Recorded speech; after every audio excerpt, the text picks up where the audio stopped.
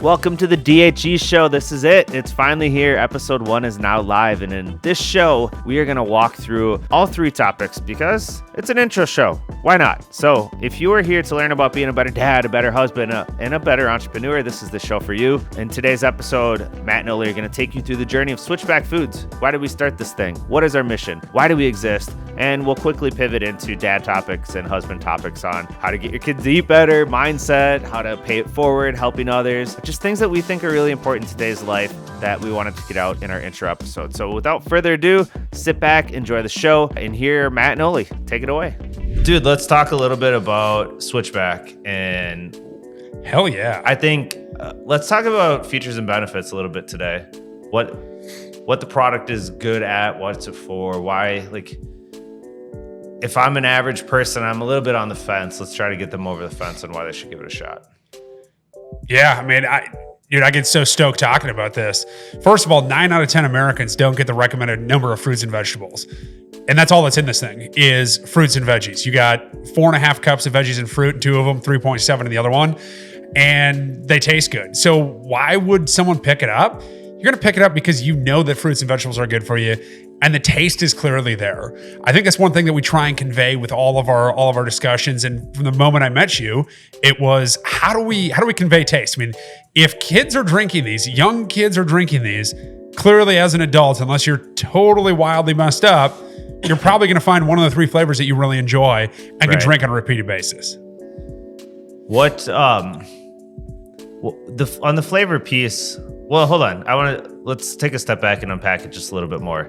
If you said 9 out of 10 Americans don't get fruits and vegetables, the recommended number. Why do you think it's such a problem for just the average everyday American to get enough fruits and veggies in their diet? So I think it's going to boil down to a couple of things. And, if you go Google it, you're going to hear a lot of things. One, access to fruits and veggies. Yeah, I think for a lot of people, particularly in the inner city, you struggle to get access to fresh fruits and vegetables. But for a lot of people, it boils down to the food marketing. It boils down to the claims that all these companies make and the product they put on the table. I mean, hell, look at my desk. I got a Snickers bar on it, right? Like a Snickers bar tastes great. This guy. What are you doing? You know what? Just like Switchback, baby, we can switch back to something healthy. So my afternoon snack's going to be a smoothie. But I think it boils down to taste. Everything that we put in our mouths, we want it to taste good. And I think I've said this to you before, but you don't take a spinach and kale salad, throw some tomatoes and onions on there and just go crush it, right? What do you add to that? Right. You add salad dressing. Why? Because you want it to taste good. Well, hold on. I would say the Instagrammers of the world would the gurus out there would debate you and say, no, you should just have spinach and tomatoes and onions and just eat it because that's healthy and that's good for you. Yeah, but food brings people together, right? Where does everybody congregate when someone's got someone over? You're all in the kitchen. You're all sharing food. Like, who wants to eat, no matter how healthy a product is? Yeah. Me personally, I want it to taste good. I want it to be a delicious thing. Right. I mean, it's like broccoli. Broccoli's great. Roasted broccoli, steamed broccoli. But raw broccoli with nothing on it, no salt, no pepper, no seasoning. Yeah. I mean, it doesn't have a lot of taste. It's not great. But the moment you toss a little bit of olive oil on there, it tastes good. And so I think about, fruits and vegetables being the same way. Like fruits are great. They taste good, really easy to get. But it's the vegetables that people struggle to get in their body. Right. And so when I think about it, I was getting maybe 1 cup of spinach. No, that's a lie. I was getting 1 cup of romaine in me a week, maybe if I was lucky. And then I started drinking green smoothies. I'm like, holy shit, these things actually taste good. Well, that's part of why the smoothie movement got so big anyways in the last 10 years is because you can put a lot of fruits and veggies and a lot of stuff you don't normally eat on its own because taste does matter. Blend it up and turn it into something like, okay, I can drink this every day. But making smoothies, you know this better than anyone, it's kind of a pain in the ass. It's kind of expensive. It's a lot of work. And it's hard to actually make that sustainable and something you do every day. I mean, that was the genesis of Switchback right there was, you can have the best of intentions. We all have those intentions, right? I mean, how many people wake up, go to bed and they go, hey, and I'm as guilty as anybody. I go to bed, I go, tomorrow morning, I'm going to work out. Right. But if I don't have a plan for what I'm going to do, I just hit snooze and I keep sleeping. Why? Because I don't have a plan. similar to a green smoothie, fruit and veggie smoothie. If you don't have a plan, you're not going to make them on a repeated basis. Yeah. So, I mean, it's just, I don't know. To me, it's one of those things that like, it's so simple the way we've created it that you almost can't say no to the product. Well, and dude, the plan thing's so spot on. I used to sit and I'd plan out, because I've been very, very big on this health and wellness journey for a long, long, long time. And it is really hard to be super consistent and do this in a way that's like meaningfully impactful for your body. But I would try to I'm going to do smoothies. Like, I'm really going to stick to it. And I would go buy bulk produce, and I'd go buy bulk spinach, and I'd go buy all this stuff, and I'd plan it out. And like, okay, every morning my routine is going to be, I'm going to do this, and I'm going to wake up at this time, and I'm going to put all this shit together. Well, what do you know about routines and dads, especially dads of young kids? Nothing goes as planned. It doesn't work. If it works for you, you're a much bigger, better man than I am. It did not work for me. I could not. Matt, are you telling me that you're just like me, where you got the best of intentions, and all of a sudden, like 5:45 this morning, my son walks in, I'm like, oh shit, there goes my entire morning. Like everything's thrown for a loop now. Yeah. Well, it's so true. And so like, I agree with you. I think fruits and veggies it is very hard. Even in today's world, hard's maybe not the right word, but to get the recommended amounts, which I would argue is probably not even enough anyways. No. But it's a very, it's got to be first and foremost in your mind that you're going to hit a certain diet and hit your macros and all that sort of stuff for the day. And so I'm with you. It is super hard to get fruits and veggies, and Switchback absolutely covers that. You brought up something earlier that I think to most people at home will resonate. Like, you may know this. What percentage of the American population has a Costco or Sam's Club membership? Oh, I don't know. 20% maybe? I bet Costco's the second largest grocery store now in the country, behind Walmart. So, I mean, you'd be interesting to figure that out. Because at the end of the day, if you're not going to Costco and you're not buying all of this produce in bulk, you can't make a smoothie for cheaper at home. No. It's damn near impossible. And then the second thing is, I mean, if you're like us, right? You get into a smoothie kick, man. You're making smoothies, and then all of a sudden you're not. And you go in there, all the produce is freezer burn. You're chucking, if you're buying fresh stuff, you're chucking it out. Like, it's kind of an uneconomical way to make something. Don't get me wrong. I probably made 1,000 smoothies buying stuff from Costco, but we threw out a ridiculous amount of produce all the time. Yeah. Well, and I was just going to say that it's not, sorry, I'm just making sure that I don't get a phone call since I'm recording on my phone. I was going to say we're talking smoothies right now, but smoothies is not the point of this conversation. No. Smoothies is just, it's been the thing that I've found throughout the years of the best way for me to get the fruits and veggies I need, because I love fruit. I do, but like even just getting a bowl full of blueberries, like by the end of the week, I don't want any more just straight blueberries. So smoothies is like that magical way to get bulk quantities of fruits and veggies. Versus like trying to have fruits and veggies literally at every meal, like we force our kids to. But they're young and they don't know any different, so to them it's normal. Or like the other night where my kids were like, or my wife and I were fried. It was a hot day, and I'm like, dude, should we just let the kids do whatever they want for dinner? And like, the kids love popcorn. Like, hey guys, we're gonna let you guys watch a movie night. You guys have popcorn for dinner, but you have to have a smoothie. And the kids were stoked. I mean, they were jacked. They picked up their smoothies. We made them. I was sitting outside with our youngest, and my daughter comes outside. She goes, "Can I have another smoothie?" I'm like, "Wait, what?" And like 20 minutes later, she comes, "Can I have another smoothie?" And then my middle son, who's like a picky eater, he likes his smoothies, but I mean, he's not clamoring from every day like my daughter is. Yeah. He's like, "Dad, can I have another one?" I'm like, well, that's a really easy way to get a highly nutritious meal. And I know for those of you out there, that's not a meal. I know. But like, it's better than giving them macaroni and cheese with potato chips. So, which I think that it's a super important point, and I want to highlight it right now, is that we're not the preachers of live the most ultimate health and wellness lifestyle. We are two everyday dudes raising families, trying to do the best we can, running businesses and all the crazy shit that life throws at us. And so we're always on the hunt. Like, how do we get our kids to eat better in a way that makes sense and is I mean, yes, economical, but it's more about will they do it and saves us time. I think that is my quest all the time. You bring up a really good point. That's the thing that I maybe in Costco, I'm always most fascinated by this, because you walk through Costco and you see all these new, fancy, super healthy foods. And two things come to mind when I do that. Yeah. And I'm like, number one is I always look at the micronutrients, because the macros are the macros, whatever.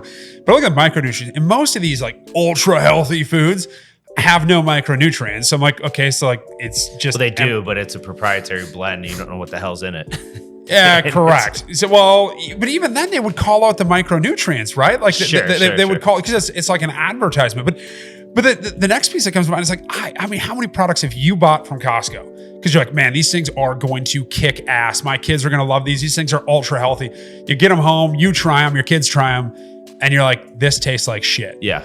Like I think it was like some Pitos or pea protein Cheetos or like something. Oh, yeah. That were at Costco. I was like, man, I'm super stoked, and got them home. Like I ate one. I was like, holy shit, this is the most disgusting thing I've ever had in my life. Second to the no cow bar, but not here to rip on plant-based proteins, but like pea protein has a long way to come. Sure. Well, and here's the thing, man. We can argue and debate the food industry and how they've done what they've done and where it is today. You already said it, and I'm just going to echo it, right? I've launched thousands of products over my career in food, and the number one thing is price. The number two thing is, are they going to eat it? Does the consumer actually want what we're making? Is it going to score high enough in sensory? Are people going to consume this product and come back and do it again and again and again? Because if they're not, then you just said it, you're never going to get repeat people. No. You're never going to be a sustainable brand. And that is the reality. Like, taste matters. Flavor matters. It matters absolutely as much as almost anything out there.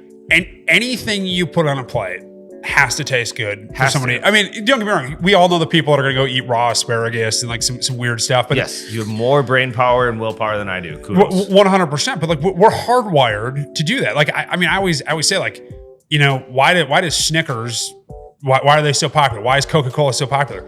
Fat and sugar. It's because it tastes damn good. Like, if you're watching this and you're going to tell me, oh, I hate candy, like, dude, you're a rarity and you're just trying to compensate for something. Because like, reality is it's good. Yeah, everybody I know is like, man, like they got their vice. It's either sweet, it's salty, whatever it is, but everything has to taste good. You shouldn't eat a lot of it, but you can't deny that it tastes good. No, I mean, and that's the thing. Like we were talking about earlier, everything in moderation. And I mean, you can eat copious amounts of vegetables and fruit. That's probably not going to harm you. But one of the things, like, I was telling Matt, someone was talking to me this weekend about sugar, and I'm like, yeah.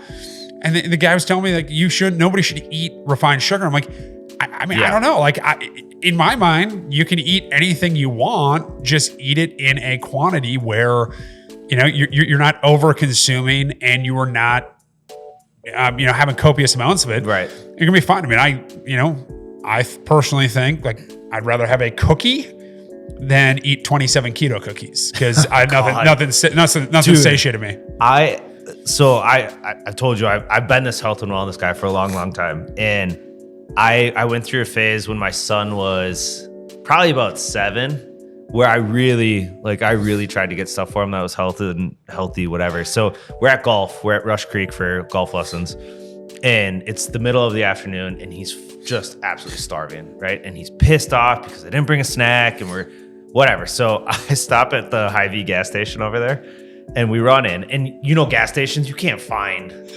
most gas stations, you don't really find that much good stuff, right? So I don't even remember what the hell it was. It was one of those cookies that was, I think it was plant-based cookie, no sugar, like all the shit, right? And I bring it in the car, and I'm thinking, well, he's little, what does it matter? Like, whatever, he'll eat it. I gave him one bite of it. He spit it out. He started screaming at me. And to this day, 3 years later, anytime I bring a cookie, he's like, if that is the plant-based cookie thing that you got me that one time, I am going to be so mad at you. But doesn't that speak volumes about all of the people out there? Like, you got one life. You got one shot at this. Enjoy it. Like why are we trying to shove this food that we think is ultra healthy, that tastes like crap? Yeah. And then people walk around like badge of honor, like, hey, dude, have you tried this cookie yet? It's so good. And you're like, dude, nobody gives a shit about you, man. Like, nobody thinks it's good. The only people buying that are people that are like bought into this cult of you can't have any sugar, you can't have a carb, and like that's what it is. It's a cult. Like if you're on the outside, man, people are gonna like. I mean, we talked about this. It's insane. And I know there are people who dietary restrictions and allergens, and like there are reasons for people to consume some of that stuff. But like, you know, bringing it back to what we were talking about is just getting fruits and vegetables in general. It is hard for most families across this country to do it, and we were talking about smoothies as a good way to get enough, but the one thing that also sticks out in my mind about even the smoothie conversation is price. Like you already mentioned, you go to Costco and you buy bulk produce, and you bring it all home. I guarantee you at some point you're throwing some of that away because it spoils, something goes wrong. Yeah, I mean, you know, it's a great point. Yeah, I think the USDA and there's a couple of organizations that try and put it, how much food waste is there in the U.S. And most estimates that I've been able to read, it's about 30% of all food that is purchased at a grocery store goes into a landfill. We're talking billions and billions and billions of dollars in food waste. And more than, I mean, like if you want to take it one step further, like think about things that the other implication that has, from landfills to overgrowing of food, overharvesting of land, just so it can go in there. And then when you break it down, you start looking at fresh produce or even frozen produce, that number is still in the 15 to 20% range based off of most estimates. So, you know, you bring something home, you know, you have the best of intentions. We're as guilty of that. 15 to 20% of that's going in the trash. So you spend $100 on groceries tomorrow, you're lighting $15 to $30 on fire. Right. And just throwing it in the trash because you overbought, or you're not going to use it, or you decided to go out to dinner instead of make that homemade meal. It's a staggering amount of waste and a staggering amount of money we waste in this country on food spoilage. Right. And so tying that into Switchback, and I know we're talking product heavy here today because we're trying to explain why you invented and created and why it is there. You know, I've heard it, you've heard it. A lot of people have said, well, I wouldn't buy a smoothie mix if it's, you know, more than a couple bucks. But then when you talk about what we were just talking about, and people don't realize how much it costs for the produce already, and the fact that you're going to throw a bunch of it away, like how much time and how much money are you actually saving if you just buy Switchback and that's your source of fruits and veggies? I would like to think you're saving a lot more than, I mean, so if you look at it from an income, you know, threshold, right? You know, the more you make, the more valuable every minute of your day is. Yeah. So the more you make, the more likely you are to probably pick up Switchback, because spending 10 minutes, you know, washing, cutting, putting it in the blender, cleaning the blender, I mean, that could be a $18 to $20 smoothie, whereas you could do it in 30 seconds. And I think that's the piece. I mean, there is an inherent, you know, if you look at it from what that raw produce costs to what ours costs, you may go, okay, it's $6 more, it's $10 more to buy that versus this. But once you factor in the amount of time and the amount of waste, I think it's a clear choice. You're going to come out ahead. And I think Overnight Oats had a great example on that, of like they whiteboarded the cost structure, and it was amazing to see. You're like, oh, because people are like, oh, this is expensive. Then they whiteboard it and they're like, oh, wow, I'm actually saving money, because logically speaking, this is actually how it's going to work. The other cool part that I like to think with ours is, you know, 4.5 cups and 8 ounces of water, it's enough for you to drink. You're not going to be throwing it out. Whereas one of the things we're guilty of at home is we make this smoothie and we you know, do all this stuff, and all of a sudden you're pouring half it down the drain because you got to run, you got to go, whatever. Yeah. So there's a lot of different cost savings, but at the end of the day, I think it makes a lot of sense. And so far, consumer feedback has been, hey man, this is pretty easy to do, and I really like it. Didn't you do an exercise where you went and bought fresh produce equal to the number of smoothie mixes in a pack? And wasn't it basically the same price? I can't remember, it was 74, I think it was $74, 72, 74, somewhere in the low 70s to go to the grocery store. So for me, it took me 17 minutes to drive there. Living in an urban area, but to get to the grocery store can be quite a haul. 17 minutes to get there. I spent about 20 minutes shopping, 17 minutes to get home. There I've got an hour of my life tied up in grocery shopping. And when I put everything on the counter and I started looking at all this stuff, to buy a 21 pack of Jungle Mango, $82 delivered to your door. To buy everything raw at the grocery store, it's like $72, $74, somewhere around there. And that doesn't include any time. And so it's as simple as grabbing your cell phone, going to switchbackfoods.com. That's your grocery shopping. You don't have to get off the couch. Yeah. You can continue hanging out with your kids. You can watch their sports. It's just one thing off your plate. So yeah, but I was actually shocked. I think I went into it. I went into it thinking, man, it's probably gonna be like $50. Now, maybe there are places where you can do that, but like again, this was relatively cheap produce. Yeah. If you're buying expensive produce, it's probably going to be at least, $15-$20 more expensive. Well, and as you say that, I can't help but to think the average person buying groceries in America today is a mom or dad that has a family of 2 at home, or 2 kids, so family of 4, right? That's the average household size in the US. The average budget for groceries is like $83 per week. So if you think that you're gonna try to, and I know we're talking fruits and veggies because in my mind those are the 2 most important, but you got protein and you got all this other stuff that you got to worry about too. So if you got $82 to spend to feed four people, and you're gonna throw 10 or 15% of that away, like, is it any wonder why people default to ultra long shelf life processed foods in the middle of the grocery store? No, it makes complete sense because of that. Because of that. And then like I always think about, again, I'm a dad, husband, entrepreneur. I'm not a doctor. I'm not a researcher. I'm just a dude on a mission. But the crazy thing is, like, I think there's a lot of science that's starting to show there's a big correlation between behavior and the food we put in our bodies. And so, like, I live in this like utopian world sometimes where I'm sitting here going, man, imagine if every kid in America got 3 cups, 2 cups of vegetables and fruit, heavy emphasis on the veggies. Like, would we see a behavior change? Would we see different outcomes from youth all the way up through high school?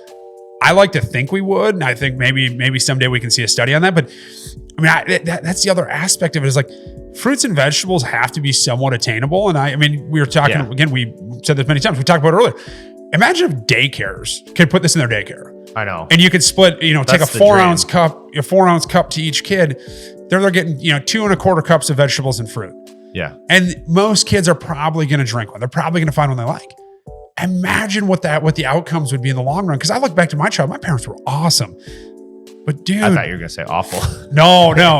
Rob and Helen, I love you guys. You guys were really good. Shh. But no,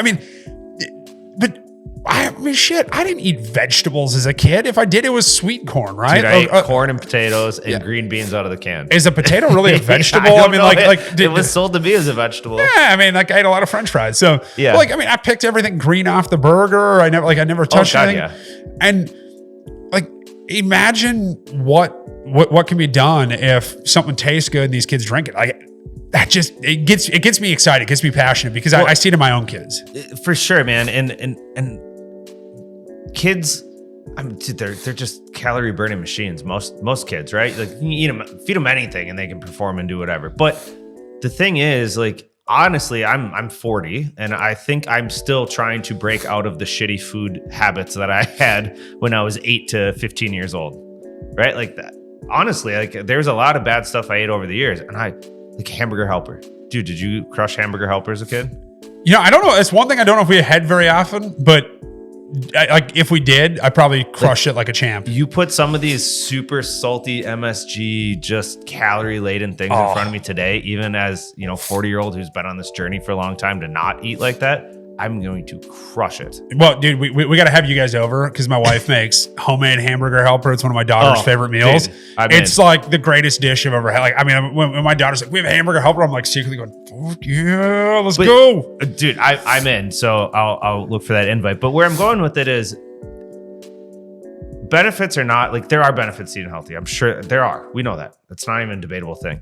What really sticks in my head that we're trying to create, my wife and I, for our kids, is this idea of we're teaching you right now, and we're trying to give you some health tips now, and we're trying to get you stuff that matters now. So when I'm not around to dictate what goes on that plate, you're going to know and you're going to make the decisions. You're used to eating fruits. You're used to eating veggies. You're used to eating how you're supposed to make sure that you have the energy and all the other stuff that you need. I think that's the greatest thing you can do as a parent is expose your kids to these fruits, these veggies, put them on their plate. For the love of God, Every RD I've ever talked to is in agreement. Don't force your kids to eat the vegetables before they leave the table. You want to scar your kids. I mean, like, how many of your friends, I mean, you probably too, right? How many people are scarred for life from the fact their parents made them eat those veggies? It's the dumbest damn thing you can do as a parent. To force your kids to eat a vegetable is just flat out stupid. Because, like, think about it. As an adult, do you want to be forced to eat something you don't want to eat? You're going to be like, hey, double middle finger, piss off, see you later. And that's what your kids are thinking. They just don't know how to articulate that to you. So talk to an RD and they're going to tell you the same thing. Put it on the plate. They don't eat it. They don't eat it. Eventually they're going to get curious. They're going to pick up a piece. They're going to try it. We always say you have to take at least one no thank you bite. Oh, I like that. So they try it. No thank you. All right, cool. But I think one of the things that we've done a lot along those lines is, first of all, it's the no thank you bite. But it's also like, look, try it. You might like it. And if you do, awesome. You just learned you like a new food. And if you don't like it, guess what dad should make sure he does next time? Don't buy that vegetable. I can't force you to eat it. So I need to find the ones that you are going to like. And I need to just focus on giving you those. That's the beauty of Switchback, though, because I like my kid, my middle son is like, he won't touch he, as a kid, when he was really little, would eat all the fruit in the world. Yeah. All of a sudden one day he's like, dude, dad, I won't even touch a banana. Like, it's just weird. But he'll crush smoothies like a champion. Sure. And so I'm like in the meantime, at least I know he's getting fruits and vegetables. But it's true. Like, the exposure, maybe you'll like it. And mom and dad shouldn't buy that. But also at the same time, like, you know, like broccoli. If my kids aren't eating broccoli, I'm still going to make broccoli because I want broccoli. Or I still want a big healthy salad. But I don't know. Kids are weird. So if I'm a family of 4, I'm just an everyday average person throughout the country, right? And I've got a budget. How do I what is the best way for me to get something like Switchback included so that I am getting some fruits and veggies for my kids? We are giving some health and wellness. Like, we are setting the standards that we need to, but we still have a budget. We have to be able to afford what we can afford. Yeah, I mean, it's tough because everybody's budget is a little bit different. And when I set out, I never envisioned like a whole family buying these things to drink as a family every day. Yeah. And now we've got plenty of users that they're going through these things incredibly fast. They're buying case packs because it makes it cheaper. But like my kids, we usually make a smoothie with breakfast. And when I say they request them. Sure. And then a lot of times my daughter will get home from school now that school started back up, and hey, Dad, Dad, can I have a smoothie? Yeah, absolutely. So I see it being I call it a meal enhancer. We're not a meal replacement, never will be. But a meal enhancer, or like the world's greatest snack that's going to make you feel good. And then in terms of working it in, that's a great question. One thing that I really am passionate about is making this an affordable product. And I know some people are going to laugh when they see the price, but I got to tell you, we don't have scale. We don't have a massive budget. We don't have a lot of these things that all these big firms have. And the other thing, as a food company, we are extremely transparent. Everything is out there for you to see, from the nutrient panel to a lot of right. the RD backed science. But it's one of those things that I just want people to know, our goal over time at scale is to hopefully bring this price down. That's why we offered the bulk option. Shipping is incredibly expensive. And so if we can ship more at one time, for sure. we can pass that savings along to the consumer. But, we probably aren't going to see any significant price discounts based off of subscriptions, just because we don't have a whole hell of a lot of margin in there to begin with. And that's by design. We are trying to fundamentally change the way people get their health and nutrition, and do it in an ethical and forward-thinking way, as opposed to our friends on the supplement side. I think I'm going to answer my own question. Can I do that? Yeah, yes, right? Yeah, you can answer that question. So I think there's 2 things that I really think about with this whole cost thing, right? I think number one is that we just talked about how the reality is fruits and vegetables are expensive. Good quality protein is expensive, like, relatively speaking. It just is. Like, that is cheap. The reality. But it's also the best stuff for you. So where I go secondly is I look at Switchback and I say to someone, if this matters to them and their family, because that's where it starts. This has to matter. This has to be something that they care about. If it does, then I would say get rid of the soda. Get rid of the other crap that you're buying that just flat out is not worth giving to kids. Right? That's going to free up some money right then and there where you can allocate this towards stuff that's better. And the reality of Switchback and why I'm so excited to be a part of it is that if someone makes that decision and they do purchase, right, and they're trying to make their lives better, this product doesn't shrink. It doesn't go bad. You don't throw it away. So it's not like I'm saying go buy a bunch of berries and then you're going, well, shit, Matt, I listened to you and now I got to throw a bunch away. No.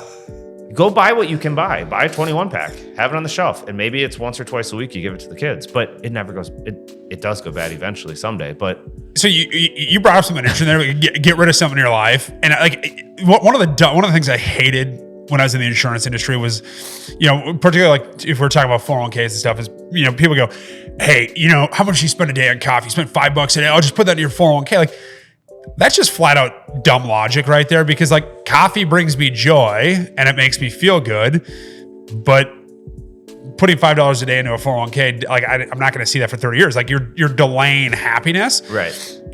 Your perspective there is great.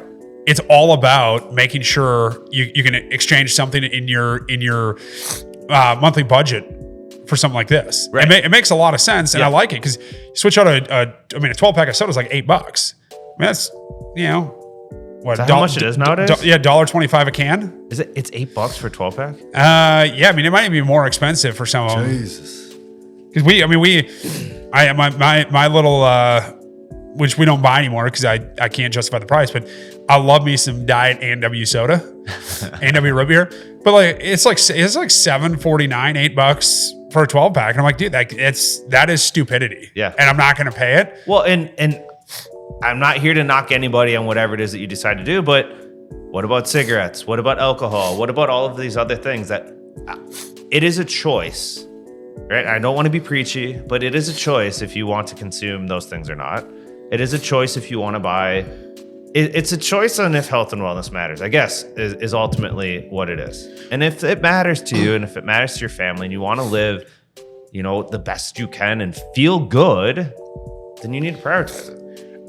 And I was thinking about this the other day. So coming from a world in commercial insurance where it's all about glitz and glam and people's watches and their shoes and all this bullshit, I was like for the long time I got caught up in that. And all of a sudden, like, it takes some unwinding to do. Because like when I look at it, we've talked about this, like it's the culture of America. It's the shit I don't care about. Like I want to be a good dad, husband, entrepreneur, and I want to go climb some badass mountains. But then I was like, dude, like when I go to the golf club, I'm a member, I have people like, oh, look at my new shirt and blah, blah, blah. I'm like, and if that gives you joy, 100%, but fine. But then all of a sudden you start that inadequate feeling about yourself. You're like, well, I don't have that, or I'm not spending money on that. But then it just, I kind of like slap myself in the head. I'm like, dude, like, who cares? I'd rather go spend $10,000 climbing a mountain than spend $10,000 on a watch. Because you know what? That watch ain't going to make any memories for you. But you summit a peak, you're going to make memories. I mean, like how much money have you invested into running because you're passionate about it, you love it. So you're right. Like life is all about choices. Yeah.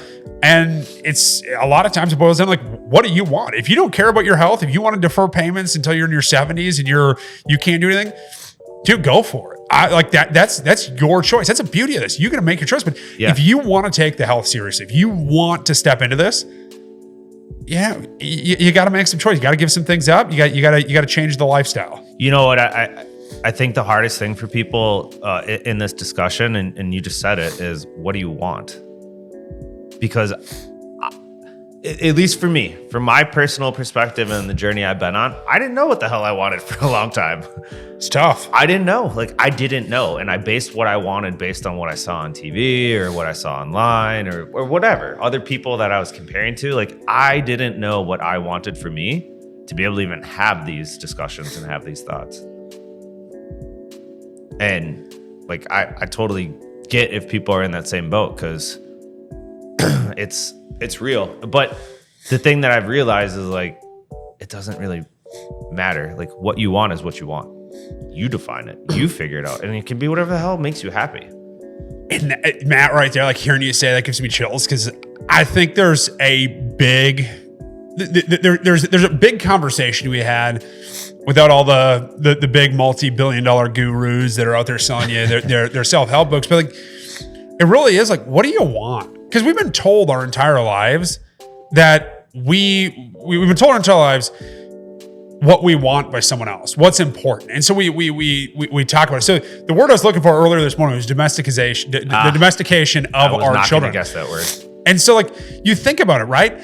We start domesticating our kids like, oh, got to do this, got to do that, got to do this. Like, we just beat the living shit out of our kids and in what they're thinking, their hopes, their dreams because of us. And like, man, you want to go become a mountain climber? Go be a mountain climber. You want to go work on a cruise ship for 5 years? Go work on a cruise ship. Like, stop this bullshit of we have to compare each other to everybody. And well, Tommy down the street's doing this. Like, yeah, but last time I checked, I'm not Tommy. I'm Ole, and I'm different, and I don't care. Yeah. And I think like so many people would find what they want, and they would find that enjoyment. Yeah. And I mean, I love having those conversations with people because I love questioning people. I mean, you've heard me say this many times. I used to network, and I'd always ask people like, "What are your passions? What are your hobbies?" And it was amazing how many times people are like, "Oh, I love to solve complex financial problems." Like, dude, no way. That's a passion. People said that. Oh God, people would say that to me all the time. Like, dude, like you're a human first, right? Yeah. What we do for our job is really irrelevant in the grand scheme of things. But so many people like they get so focused on, I don't know if it's wealth creation, status, whatever, that like they don't have fun. I mean, yeah. I don't know. You probably know as many people as I do. Like you're just boring. You don't have any actual hobbies. You don't have anything that's going to bring you that joy. Well, and it's wealth creation to what end? Like, again, back to your why. Why? What does it matter? My wife says this to me, and thank God, because like I spend way more than she does. Like I'm the spender, she's not. And she told me one day, and she's like, look, so we were talking about work and entrepreneurship and like, should I make this jump or whatever? And she said, what's the worst thing that happens? You and I have talked about this. I think you're in the same boat. She said, worst thing that happens, we sell our house, we move into an apartment, we raise our kids, and we still have fun and love and like do all of the things that a family should do anyways, regardless of where we live or what. Like, is that bad? And I was like, no. That's actually not bad. Like, why am I killing myself over trying to have, the things that we have when that, like, it doesn't matter? Because you think other people care. You think other people look at you and go, "What? Holy shit, that's so cool." When in the grand scheme of things, is it ego? Is that all it is comparison and ego? I think it's just the human nature of comparing. People compare themselves against each other, and they're like, "Oh, well, they have this." So but you know what's really screwed up about that? And this is something we can unpack. Like, and I think it'd be a really fun discussion. But like, at the end of the day, like you go out there, you buy a Rolex. You're wearing the Rolex because you fucking want the Rolex. You think it's a cool watch. Sure. But most people look at you wearing that Rolex, and their first reaction is, "Wow, that's a really cool watch." And then the second thing is like, "What a douchebag." But really, what they're saying is like, "I wish I had that," or in some cases, they're devaluing themselves. So like, my word to everybody listening is, don't devalue yourself because someone else has something that you don't have. You don't know their circumstances. You don't know where they came from. You don't know if they inherited billions, millions. You know zero about that person's inner wealth or inner circle. So just focus on what makes you happy. If wearing a Timex is going to make you happy, wear a Timex.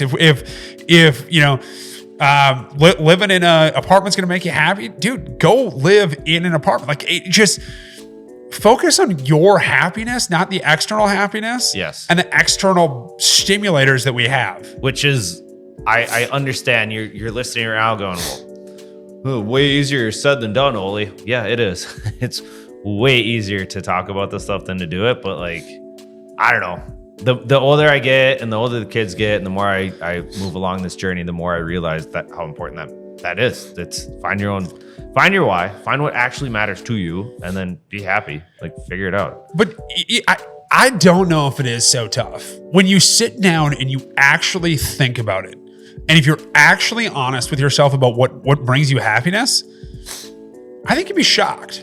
I guess where I empathize and know it's tough is like, okay, if I am living paycheck to paycheck, if I am working 3 jobs to support 3 kids, if I'm like really in a tough spot, financially speaking. Unfortunately, like, money matters in the world we live in, and like I could understand how that could be absolutely miserable. What's the, like, there have been many studies. Where does happiness peak at from an income standpoint? This is pre-COVID, pre-massive inflation. It was like 80. It was like $80,000. But you know what's funny? Okay, so we talked about this show Telemarketers that I just watched. Yeah, these guys in telemarketers. I mean, like the two main stars of the show.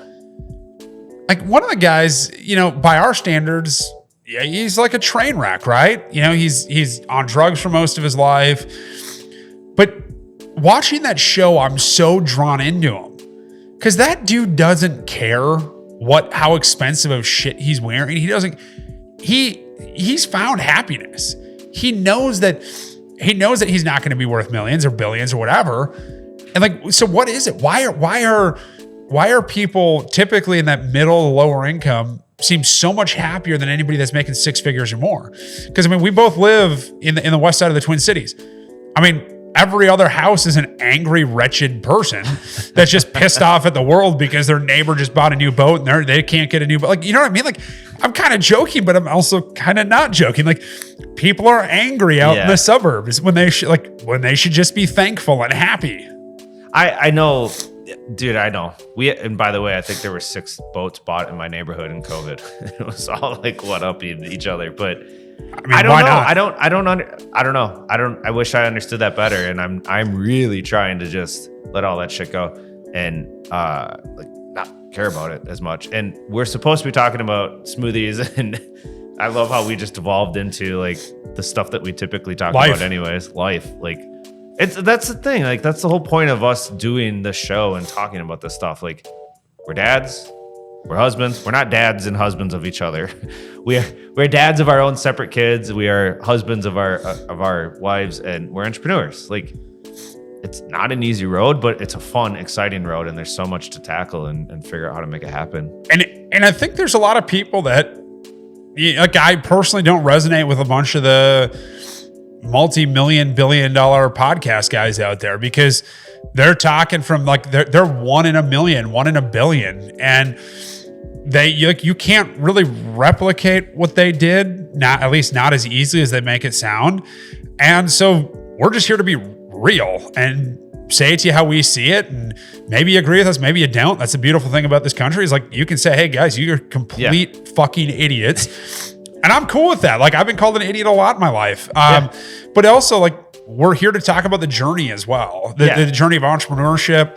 Like, I encourage everybody, go start a business. Like, I know it sounds nuts, but you're going to have a hell of a lot more fun than you're going to have if you're, you know, just being a desk jockey at name that company all day. I listened to a podcast. Well, there's a group of guys I listen to. They just started a podcast called The King's Table, or The King's Round Table. They're a bunch of real estate guys, and one of them, his name's Matty A. His name Matt Atchinson. I'm probably butchering it, but I've been following him for a long time. I was in a group with them, blah blah blah, etc. He has a term that he likes to use where he says, "You need to grow some rhino skin." Like, what the hell does that mean? Well, rhino skin apparently is incredibly tough, durable, impenetrable. And so, like, if the shit we talk about pisses people off or offends you or you don't like it, whatever. Say what you want, do what you want. I've got rhino skin on. This is my life, and I'm talking about what matters to us and what we see. I love that perspective. So one thing, like, as we get going, as we start talking more and we start interviewing more people, like, one of the things you're gonna realize, like, I mean, I'll admit it, like, I'm fortunate. My parents are awesome. I've got an awesome family. Like, it's not to say I haven't been through shit in my life. It's not to say I haven't had my challenges, which we're going to discuss and we're going to unpack and I'm going to talk pretty openly about. But like that's the other piece of it is, you know, stop casting stones at other people and you know, have that rhino skin, because at the end of the day, man, everybody's got a story. Everybody's been through some shit, and everybody's trying to unpack it and try to figure out how to get rid of it. And I mean, that's the biggest thing. Well, here's the thing, man. We already talked about choices. Like, you got a choice to make. I'm lucky too. Like, I mean, my parents divorced, and that sucked, and my childhood was bumpy and rocky and whatever, but I still have parents that really loved me and gave me the opportunities to do the things that I've done in my life. But at the end of the day, I had to choose to do it, right? Like, I had to choose to be where I am today. I had to choose to give a shit about getting a message out to the world. I had to choose to become somewhat, some would say good at what I do, right? If I was lazy, I could have had the same upbringing and not given a shit at all, and I'd be in a very different boat. So I get it. People say, well, you're lucky, blah, blah, blah, whatever. But you left a corporate career doing fantastic, right, to launch this crazy unknown thing. How many people are willing to do that? How many people are going to make the choices that you've made throughout the years to live the life that you're trying to live now? Right? No, man. I mean, you probably get it all the time from people. Like it's amazing how when you start to choose your own destiny, whether it be success or failure, a lot of people are really envious. Like I mean, people are like, I wish I was doing it. Like you wish you took your income down 90%. Like that's cool, but I mean, it's true. Then go do it. Like, don't wish and don't think and don't hope. Exactly. I think we're all stuck in that F word that I hate. I hate the word fear. I just think it's overused and people prey on it way too much. But so many people they're just afraid of that unknown. And for sure. I mean, everything comes with choices, consequences. And I mean, who knows? But I mean, sometimes you just got to say, "Hey, I'm going to go do this. I'm going to choose it. I am going to do it for myself. Yeah. I'm going to do it for my family, and whatever happens, happens." But like, let me ask you, like, how many businesses do you know that have failed where someone's like, "Oh my God, that guy is such a loser. His business failed." No, did you know of any? I mean, maybe I don't know any off the top Maybe of my head. Juicero, which was just selling juice bags that you throw in a juicing machine. How about Theranos? But still, I think a lot of people have respect for how good she was as a con artist. Like that was pretty. I mean, like I'm not gonna lie. Like she had the entire world fooled. Well, dude, it's funny that you bring that question up because that podcast I was mentioning, the King's Roundtable, they talked about this the other day, and not quite the fear thing, but are you lucky or are you good? Right? Like if Elizabeth Holmes, is that her name? Theranos? Like if she pulled that off, right? If what Theranos was trying to do actually happened at the end of the day, all of the crazy nonsense that she did that she's in major trouble for, no one would have cared. Yeah, I would have been swept under the rug. Right? People would have cared. Like, so it's, I don't know. There's such a fine line between actually being successful and making shit happen and not. And if you make it happen, like no one, I think either way, people don't really talk about it all that much. Like, who cares? We're all worried about our own lives. I mean, I think it's the biggest piece of it, right? Is people get so hung up on what other people are going to think of them. But at the same time, like rhino skin, dude, people are like, everybody's an inner train. Everybody's got their own train wreck going on inside. Like nobody's really worried about what other people are doing. No. And if they are, then like they've got a serious mental health issue. It should not be the train wreck challenge. Like whose train wreck is worse? No, who gives a fuck? Well, I was comparing my train wreck to your train wreck. So like I was sitting here, I was like, you win. Oh my God, I'm so much cooler than Matt. Wait, no, I'm not. I'm sitting here going, I'm a loser. I don't run marathons. Oh, whatever. You hike mountains. I've never even stepped in. I didn't work at Target. Yeah. Like I'm thinking of all the reasons to go home. Nobody has ever said any of that stuff. Oh, I want to share one more thing on fear real quick, and then I probably got to wrap this up. But can I do one more story? Because this just happened last night, and since we're dads talking about dads being dads, last night did you have soccer last night for your daughter? Wasn't there. I was on a flight home. Okay, but you guys had practice last night. So first practice of the season, right? By the way, I heard some of the dads were pretty nuts out there. Dude, there were some very hardcore people. That's what my wife said. She's like, do they not read these emails about it? Don't take this seriously? Separate. We're going to talk about that in another episode. But I want to talk about the fear thing real quick because this like really hit home with me yesterday. So my daughter is 6, soon to be 6, right? So she's very young for this group because it goes by birth year. So she's November. She's paired up with all the rest of the kids that are way older than her. And I don't care who you are. At 5, soon to be 6, that's a big difference, right? So we're walking up to soccer. We park at the park. We're walking up and it's cold. And my daughter had a t-shirt and shorts on. And so she starts crying. Like, oh my God, it's cold. Which turned into, I don't want to be here. And then it was an absolute train wreck, right? I get her going, we keep walking, and I'm the coach, so I don't have a choice. I got to go figure out how to get on the field and go help, right? So I'm like trying to be cool and calm and collective, trying to be the dad that I need to be. And we're getting closer, and all of a sudden my daughter's just bawling. And I'm like, okay, you're not that cold. Like, what's going on? And she said, I don't want to be here. I'm like, why don't you want to be here? Because I haven't played soccer in 2 months, and I don't know if I'm going to be any good. And I'm like, oh, okay. Well, can we just go have fun and figure it out? And for the next like 10 minutes, she just was hysterical because she was so afraid of being there. She didn't know anybody. It's brand new. Like she knew people once we got there, but she didn't know walking up. So she's terrified of, am I going to be good? She's 5, right? Like there's no pressure to be good or anything. It's just come and unless you're playing hockey in Minnesota. Then Yeah, there's immense pressure. Every NHL draft pick for in the next like 22 drafts has already been selected by the 5-year-olds. So like we're good. Yeah. Don't even try if you're older than 5. So she's terrified because she doesn't want to be there. She's cold, which makes her uncomfortable and miserable and everything else. She doesn't know if she's going to be any good. Like we're hardwired, I think, as humans. We already like we're afraid of things. We can't help it, but we are. And so my biggest thing last night, and by the way, she did great. Like once she started playing, she was right back to where she was. She had so much fun. She didn't want to leave, and it was fantastic. But I just thought of it. I had 2 choices at that time. I could have felt her feelings, and I could have been scared, and I could have been like, okay, I'm not going to put you through this. I'm so sorry. Let's go home, coddle her a little bit. Or you got to figure out how to help her break through the fear because I don't know any different. Can we just go have fun? We just go have fun, right? And so like you bring up the fear thing with entrepreneurship or with adults doing this, and adults have forgot how to get through fear sometimes. And we sit and we hold on to it and we worry about it. And it's the reason that we don't do a lot of the things that we're meant to do because we're afraid of it. Because we don't have someone to guide us or walk us through it. Or we've just never dealt with it and actually had to break through before. And like dads out there, please raise your kids. Like give them a shit ton of fear in their lives. They have to understand what it is. They have to learn how to process it. They have to learn how to get through it.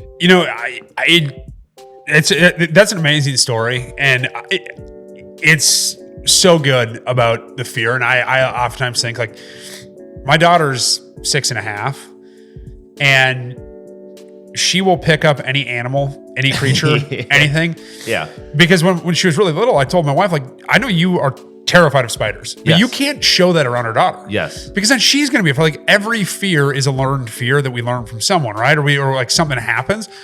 And I think it's so true. Like encourage your kids to do crazy, epic things. Like, now, I'm not going to say go ride a crocodile in Florida, but like my daughter loves to pick up bumblebees. And one day she got stung by a bee.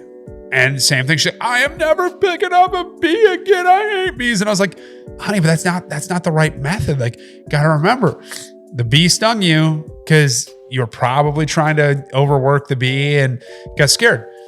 2 days later, I look out front. She's out there. She has 3 bumblebees on her fingertip. Really? And I'm like, amen. But like as adults, like it happens once, we're done. Yeah. And so like it's so cool to see and hear. And I agree with like fear is a weird thing. And unfortunately, a lot of us as we get older, we're more fearful of what other people think until like you kind of just say, and you probably get sick of me saying this in the office, but it should be the company name. But like it's just fuck it, man. Like you don't like it, you don't like what we have to say, you don't like how we talk about it. Like I don't care. Like move on. And like you're not going to make everybody happy. Nope. Get on board. I mean, right. And if you don't like it, then fine. Go find your tribe. Go find your people that resonate with you. Then that's how it should be. It shouldn't be bashing and bitching and like trying to force people to get to what you think they should be. just move on. It's kind of like, do something different. When you look at being like as kids, how many times you don't have anything nice, don't say anything at all, right? And now, I mean, we're going to probably talk about this in an entire podcast about the guy that really did not use social media and has to start using social media to build Switchback. Yeah. And like, don't worry, buddy. I'm here for you. I'm like, holy shit. Like people are mean and people are angry and like, they haven't even tried the product. And they're like, and then like the dopamine rush, like we posted something like, oh, we got 9 likes. Holy shit, man. I'm a king of the, like, it's so wild. Dude, we're going to dive into this a lot. Like it's a great discussion for anybody. Like, man, people are they're just some mean people that I really want to sit down with. Like, why are you such an asshole? Hold on. Let me make you a switchback real quick. Let's talk over a smoothie. Well, I know you got to go, but I'll tell you one funny thing before you go. And Bill Clinton, at least I've read numerous times, one of the reasons he was so damn good at negotiation or anything with people was he knew that people are irrational. in two circumstances: if they're hungry or if they're tired. Like the two primary reasons why people just you can't ration with them. So he'd always ask, like if he was talking with someone and they were rational, he would work into the conversation something about hunger and something about tired. So he'd be like, okay, like Matt's irrational, like, oh man, I didn't eat much for breakfast, I'm super hungry. And the other guy's like, oh yeah, I'm starving. And he'd be like, oh, why don't we go grab something to eat? Or if the guy's like, oh, I just ate, I'm okay. He's like, you know what, can we pick this up tomorrow? Because I didn't get a good night's sleep last night. Because he knows it's one of the two. Like those are the two drivers that are going to drive anybody to be irrational. But it's so funny. Like, yeah, man, have a switchback. You'll probably be just a little bit happier. Yeah, I mean, right? I know my kids are happier. Oh, well, cool, man. This was a good chat here. I think obviously we're going to do a lot of these moving forward, but the point of the show is what exactly? Bring awesome stuff, topics to people who are dads, husbands, entrepreneurs, or anybody else that wants to listen to us talk and interview cool guests that are going to talk about all those above topics. So like one of the things anything to do with kids, right? We're gonna as we get going, we're gonna talk a lot about kids and parenting. I mean, Matt and I talk about all the time. We screw up a lot as parents, don't we? Oh yeah. And there are days where like, shit, I shouldn't have said that, whatever it might be. So parenting, being husband, which is, that's probably the easier of the three buckets. Some days. And yeah, exactly.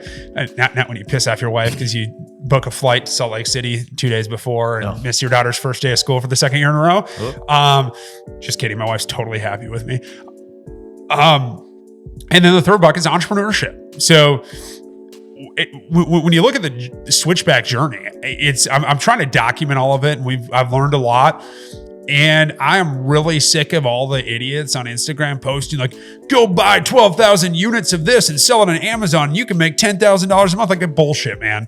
Like it's not that simple. Maybe for you it is, and you're probably selling a bunch of classes and making a bunch of money, but breaking down entrepreneurship and just being very real about the challenges, the struggles, and being pretty transparent, because we want people to join us along for this ride as we build this company.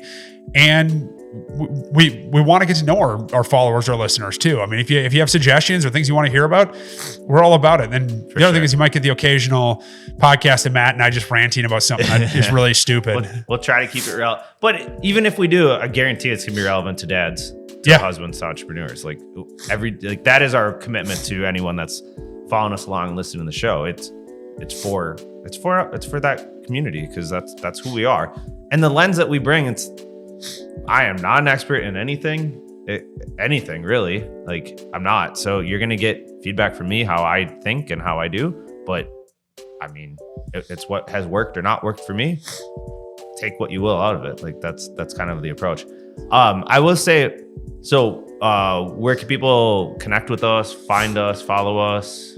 Drink Switchback on Instagram. I think it's actually all of our social media. This is where I should probably know this better as the founder. Next episode will be better. Yeah, we'll have this buttoned up. Drink Switchback, switchbackfoods.com, and then wherever you get your favorite podcast, this will be posted, and then YouTube as well. So we hope to have all this stuff out, and we're love to hear from you. Love to hear your comments. Just if you really just want to be an asshole, like maybe you just move on to the next podcast, because we don't really care about that, nor are we going to respond. So just trying to keep it real. So go to switchbackfoods.com. You can learn more about us and join us for the journey. Two other things I'll add real quick, and then we're going to be done. There will be a group formed at some point in the future. So we're going to get something on Facebook, most likely. And it's nothing other than just dads encouraging dads, Switchback fans encouraging Switchback fans. It'll be a place to connect, to learn, to grow, to challenge, to keep people accountable, like just have fun with it. And then secondly, we're not running ads. We're not doing anything crazy on the show. And I'm sure you hear this in other podcasts, but big ask for anyone. If you find any value out of anything that we're doing, please share the show. We are trying to get the message out there. We are super passionate about this product and about this community and about just lifting each other up. You're not going to hear us bitch and bash and, talk about all the negative stuff in the world. Like, we want to be happy and positive and upbeat and actually like encourage and educate. So please share the show with anyone that you think will find value out of this. And I will add one more thing. I think Matt's correct, except for sometimes I can get pretty bashful of corporate America. So if we're going to bash anything, we're going to bash corporate America. But one final thing, like I can't tell you that enough. Like if you're a dude, you're listening to the show, or woman, I don't care who you are, give a note of encouragement to someone in your life today. Like that's the biggest thing. Like, lift other people up. I like that. Tell them that they're doing something good. Tell them that they're doing something awesome. You have no idea what that does to someone and how much that can change their day, change their outlook, change their life. So send a note to someone, send someone a text, do something like that. I'm telling you, like it's going to bring joy to you, but you have no idea the amount of joy it's going to bring to the person that receives that. So I love that. Like encouraging dads, encouraging people. Let's just be awesome. Perfect. And with that, this is Ole with Switchback. Well, I guess dad, husbands, and entrepreneurs. And so we don't have a really badass tagline yet, do we? Not yet. We're going to come up with one. So until then, D.H.E. signing off. Peace. See ya.